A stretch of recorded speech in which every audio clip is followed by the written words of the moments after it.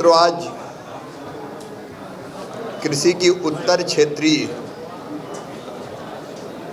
Regional conference Uttar Pradesh की इस पवित्र धरा पर राजधानी लखनऊ में संपन्न हो रही है। इस कॉन्फ्रेंस में भारत सरकार के दोनों कृषि राज्य मंत्री श्री रामनाथ ठाकुर जी, भागीरथ चौधरी जी उपस्थित हैं। पहले पूरे देश के रबी और खरीफ के प्लान के लिए केवल देश भर में एक कॉन्फ्रेंस दिल्ली में होती थी, लेकिन अपने देश में अलग अलग 15 से ज़्यादा एग्रो क्लाइमेटिक जोन हैं, अलग अलग प्रदेश हैं, अलग अलग माटी, अलग अलग जलवायु, अलग अलग जल की उपलब्धता, और इसलिए हमें लगा कि एक कॉन्फ्रेंस पर्याप्त नहीं है। हमने पूरे देश को 5 भागों में बांटकर 5 क्षेत्रीय कॉन्फ्रेंस करने का फैसला किया। ये दूसरी क्षेत्रीय कॉन्फ्रेंस यहाँ पर संपन्न हो रही है। मित्रों, इस कॉन्फ्रेंस में हम राज्य सरकारों के साथ खरीफ का और रबी का पूरा रोड मैप तैयार करेंगे। भारत सरकार के पास योजनाएं, अधिकारियों की टीम, 16,000 से ज़्यादा वैज्ञानिक हैं। लेकिन राज्य, चूंकि कृषि राज्य का विषय है, इसलिए सब चीज़ें इम्प्लीमेंट राज्य को करना है। तो भारत सरकार और राज्य मिलकर हम यहाँ कृषि का रोड मैप बनाएंगे और जो ज्वलंत समस्याएं हैं उन पर भी हम विचार करेंगे। हमारे विचार के विषयों में न केवल रबी और खरीफ की फसल होगी, कृषि का विविधीकरण कैसे किया जाए। आप जानते हैं, अनाज के मामले में भारत ने नए रिकॉर्ड स्थापित किए हैं। गेहूं और धान का जो उत्पादन है हमारा रिकॉर्ड है अब तक का, और चावल के उत्पादन में तो भारत दुनिया में नंबर 1 हो गया है। चीन को भी हमने पीछे छोड़ दिया है। गेहूं का अच्छा उत्पादन होने के कारण अभी भारत सरकार ने 50 लाख मीट्रिक टन गेहूं निर्यात करने की अनुमति दी है और गेहूं के उत्पाद भी निर्यात हो रहे हैं। लेकिन उसके साथ साथ जरूरी हम दलहन में और तिलहन में, अनाज में आत्मनिर्भरता बहुत जरूरी है। हम किसी के ऊपर निर्भर नहीं रह सकते।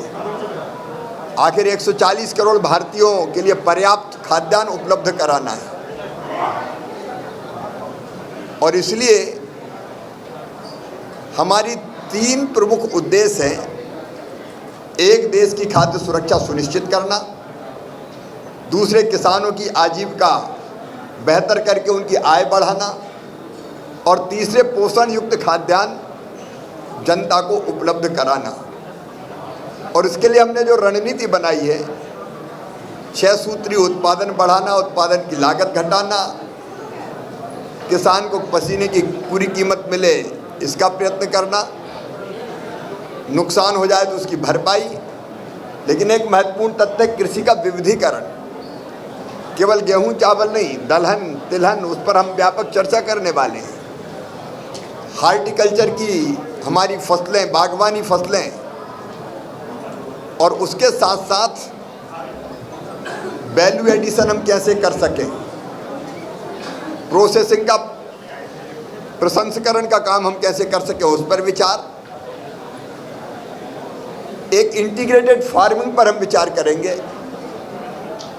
उत्तर प्रदेश जैसे राज्यों में छोटी छोटी जमीन के मालिक हैं किसान, लैंड होल्डिंग काफ़ी कम है, इसलिए कम जोत के आकार में भी वो मुनाफे की खेती कैसे करें, इसके लिए इंटर क्रॉपिंग, अनाज के साथ साथ फल सब्जी, पशुपालन, मछली पालन, मधुमक्खी पालन, वृक्ष आधारित खेती, उसके अलग अलग मॉडल तैयार हमने किए।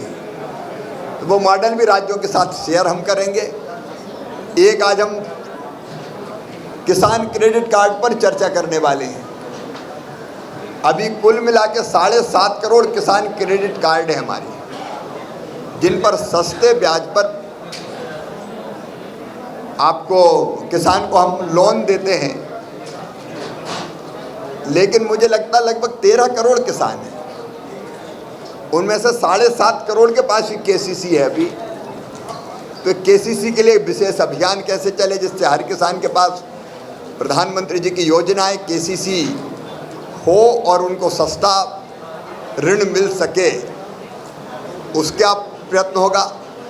एक काम हम काफ़ी तेज़ी से कर रहे हैं, प्रधानमंत्री जी की प्रेरणा से फार्मर आईडी बना रहे हैं, किसानों के पहचान पत्र। उस फार्मर आईडी में एक जगह सारी जानकारी किसानों की एक जगह होगी, मतलब उसके पास कितनी ज़मीन है, उसके पास कितना पशुधन है, ज़मीन का खसरा नंबर क्या है। इसके कारण योजनाओं के लाभ के लिए उसको इधर उधर नहीं जाना पड़ेगा, सीधे फार्मर आईडी देगा और योजनाओं का लाभ उसको मिल जाएगा। 9 करोड़ 40 लाख फार्मर आईडी अब तक बन चुके हैं। हम अभियान चला रहे हैं कि हर एक राज्य में फार्मर आईडी का काम पूरा कर दिया जाए। आज की कॉन्फ्रेंस में हम राज्यों का कृषि रोड मैप पर विचार करेंगे, लेकिन साथ साथ हम राज्यों से ये कह रहे हैं कि राज्य में वो विकसित कृषि संकल्प अभियान चलाएं। राज्य भारत सरकार के वैज्ञानिक उसमें रहेंगे, गांव-गांव जाएंगे और किसान चौपाल में जो आधुनिक शोध और रिसर्च है उसके बारे में किसान से बात करके उनकी जानकारी देंगे, क्योंकि लैब का ज्ञान जब तक लैंड तक किसान तक नहीं पहुंचेगा तब तक उसका ठीक उपयोग नहीं होगा। बीज की उपलब्धता, अच्छा बीज कैसे किसान को मिले, क्योंकि उत्पादन बढ़ाने के लिए बीज पहली शर्त है, उसके बारे में हम चर्चा करेंगे। ऐसे कई विषय हैं, दलहन मिशन, तिलहन मिशन, जिस पर हम आज किसानों के साथ चर्चा करने वाले हैं। मुझे ये बताते हुए प्रसन्नता है कि केंद्र सरकार हर परिस्थिति में राज्य सरकारों के साथ खड़ी है। उत्तर प्रदेश की दृष्टि से ही अगर देखें तो अभी अभी भारत सरकार ने 20 लाख मीट्रिक टन आलू खरीदने की अनुमति दी है, क्योंकि बीच में आलू के रेट काफ़ी डाउन हो गए थे। MIS योजना के अंतर्गत कृषि मंत्री जी बैठे हैं, उन्होंने ढैंचा के बीज के बारे में बात कही थी, तो ढैंचा के बीज की खरीद की अनुमति भी दी गई है। और उत्तर प्रदेश में ही एक इंटरनेशनल पोटैटो सेंटर की स्थापना करने का निर्णय भारत सरकार ने लिया है, क्योंकि आलू के क्षेत्र में शोध, अनुसंधान, प्रोसेसिंग से लेके उसको रखने की व्यवस्था तक उसका काम भी तेज़ी से चल रहा है। हम क्लीन प्लांट सेंटर भी देश में 9 अलग अलग बना रहे हैं ताकि बागवानी के लिए अच्छे पौधे मिल सकें। तो ऐसे अनेकों काम हो रहे हैं। आज उत्तर क्षेत्रीय राज्यों के साथ मिलके खरीफ की और रबी की पूरी योजना और बाकी विषयों पर हम विचार करेंगे। धन्यवाद, मुझे इतनी कहना था।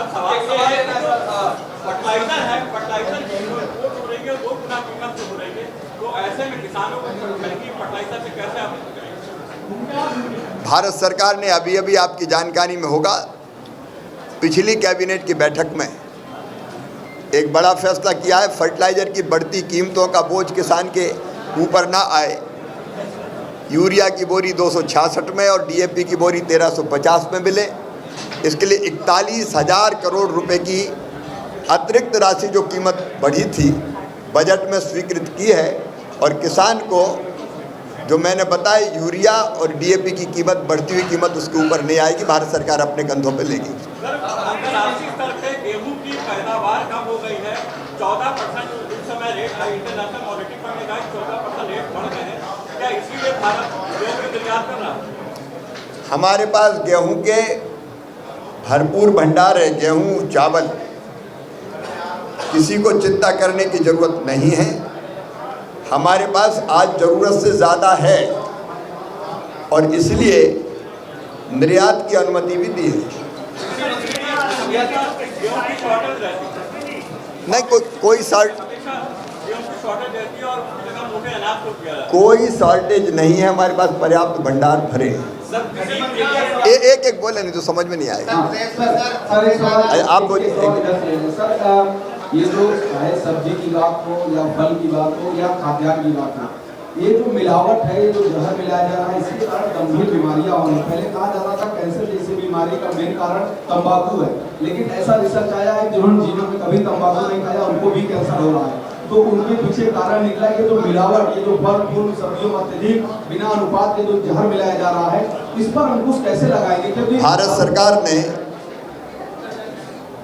प्राकृतिक खेती मिशन शुरू किया है, इसलिए कि केमिकल फर्टिलाइजर के असंतुलित उपयोग के कारण धरती का स्वास्थ्य भी खराब होता है और मानव के स्वास्थ्य पर भी असर पड़ता है। इसलिए प्राकृतिक कृषि का अभियान भी जारी है और हम लगातार ये प्रयत्न कर रहे हैं कि असंतुलित इसका उपयोग ना हो। अब प्राकृतिक खेती जब शुरुआत करते हैं हमारे किसान भाई, तो 2-3 साल तक उनको अच्छा मुनाफा नहीं होता, तो इस संक्रमण काल के लिए सरकार क्या उनकी कोई सहायता करेगी? प्राकृतिक खेती मिशन में हमने किसान को आर्थिक सहायता देने का भी प्रावधान रखा है, 4,000 रुपये प्रति हेक्टर। लेकिन उसके साथ साथ अगर ठीक ढंग से प्राकृतिक खेती की जाए तो अनुभव यह है कि उत्पादन नहीं घटता।